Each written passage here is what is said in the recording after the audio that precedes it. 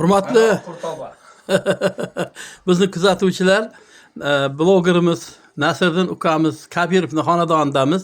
Bugun uni tug'ilgan kuni. Mana bu hamma iste'mol, sevib iste'mol qiladigan qurtobo degan ovqat ekan. Ko'ryapsizlarmi? Bu haqiqiy bahor yuribdi-da. Surxonning bahori yuribdi.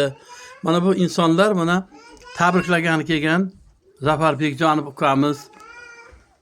Xudoyberdi Zomini ko'ryapsizmi? Siz ajoyib insonda, mana shu bolani ko'p tarbiyasi bilan shug'ullangansiz ekan. Yaxshi ko'radi sizni, hurmat qiladi, bizga ko'p gapirasiz haqingizda. Bugun nafaqat Dinovda, balkim butun Surxondaryoda ajoyib xalqimizni bir yaxshi farzandini tug'ilgan kuni bilan xursand qilgani keldik-da. Gap ovqatda ham emas, gap noz-ne'matlarda, dasturxonda ham emas. Gapning asosiysi mehrda, hurmatda, ehtiromda. Hammani ana shunday kunlarga yetkazsin. Ustoz, bu tojik xalqining milliy taomi-da bu, qurtoba. Nimalar solinadi? Odamlarga ham aytaylik, do'stlarga. Bunga qatpatir, mana duxovkaga qilingan qatpatir.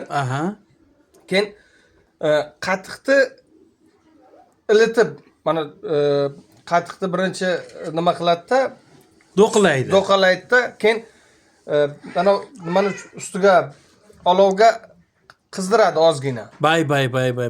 Uni qizdirgandan keyin, uni quygandan keyin uni ustidan sariyog' quyiladi. Sariyog' ham maxsus. Ha, sariyog' ham tabiiy sariyog'ni uni qizdirib, mana uyda tayyorlangan sariyog'. Damashli deydi, o'risda damashli deydi. Ha. Sariyog'ni ham xuddi shunday qizdirib, boyagi qatiqni ustidan quyiladi. Odam rosa yegisi keldi lekin, uni ustidan keyin mana bunday salat, bu bahorda yeyilsa bu juda kuch. Hali ilk uzildi kunlarda hozir ham baribir. Ha. Men Xudoyberdi do'stimizga ham aytdim. Do'stim, keling buni tayyorlaymiz. Bir yog'och tovoqda, bu tovoq ham xuddi shunaqa. To'g'ri. Tovoqqa gap yo'q ekan, mana.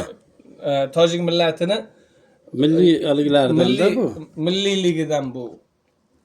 Aytishadi-ku, hayot deyilgan mo'jiza qudrat, tiriklik atalgan buyuk ibtido.